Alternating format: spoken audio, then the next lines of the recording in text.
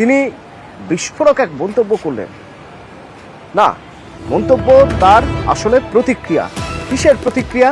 না, নিশিকান্ত দুবে, সুকান্ত মজুমদার তাদের যে বক্তব্য, গতকালের সেই বক্তব্যের প্রতিক্রিয়া। কি বললেন মমতা বন্দ্যোপাধ্যায় যখন নিশিকান্ত দুবে বলছেন যে আমাদের রাজ্যের দুটো জেলা নিয়ে গিয়ে বিহারের 3টে জেলার সঙ্গে মিলিয়ে একটা কেন্দ্রশাসিত অঞ্চল হোক, যখন সুকান্ত মজুমদার বলছেন উত্তরবঙ্গের স্বার্থে উত্তর পূর্ব ভারতের সঙ্গে উত্তরবঙ্গ মিশিয়ে দেওয়া হোক, মমতা বন্দ্যোপাধ্যায়ের আজ প্রতিক্রিয়া কি ছিল, কতটা তাৎপর্যপূর্ণ? সোমরাজ প্রতিনিধি, সরাসরি শুনুন। সোমরাজ,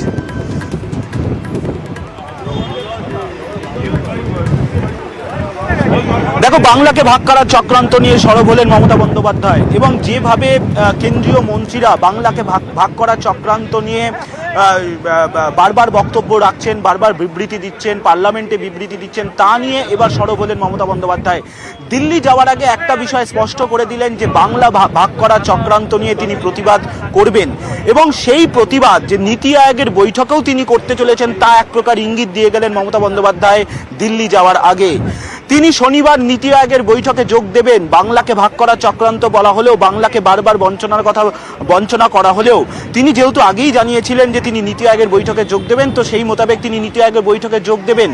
তার যে বক্তব্য, সেই বক্তব্য যদি ভয়েস রেকর্ড হিসেবে না হয় তাহলে তিনি সেই বৈঠকেই প্রতিবাদ করবেন, বেরিয়ে যাবেন, তেমনটাও জানিয়ে গেলেন মমতা বন্দ্যোপাধ্যায়।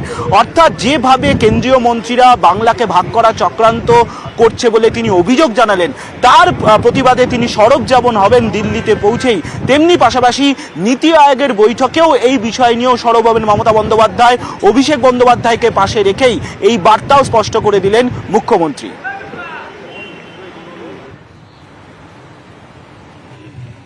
আমি আগে যেহেতু সিদ্ধান্তটা নিয়েছিলাম যে যাব বলে জানিয়েছিলাম,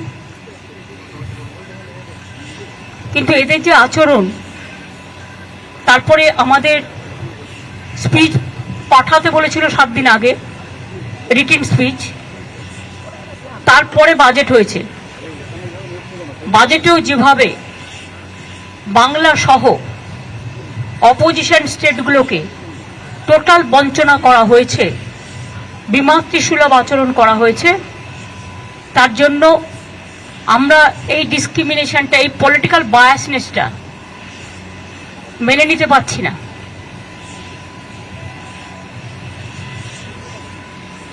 এবং তারপর থেকেও যে attitude from minister two BJP party, এমনকি বাংলাকে ভাগ করার চক্রান্ত, একদিকে হচ্ছে ইকোনমিক ব্লকেড, অন্যদিকে হচ্ছে জিওগ্রাফিক্যালি ব্লকেড, পলিটিক্যাল ব্লকেড, এবং বিভিন্ন দিক দিয়ে ঘিরে টুকরো টুকরো করে দেওয়ার দেশকে যে পরিকল্পনা, এবং মিনিস্টার নিজে parliament is in process, he is making his own statement to divide the Bengal, and now from different sources different party member is giving different type of statement to divide Bihar, to divide Jharkhand, to divide Assam, to divide Bengal.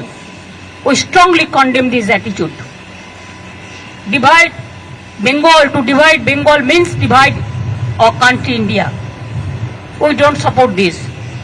সেই জন্য আমি মনে করি এই সিচুয়েশনে two record hour voice, আমি just যাচ্ছি, কিছুক্ষণ থাকবো, ভয়েস রেকর্ড করতে দিলে রেকর্ড করব, না হলে প্রতিবাদ করব, করে বেরিয়ে আসব।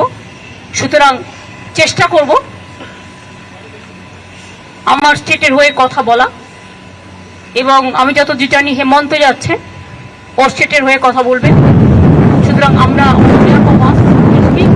For everybody.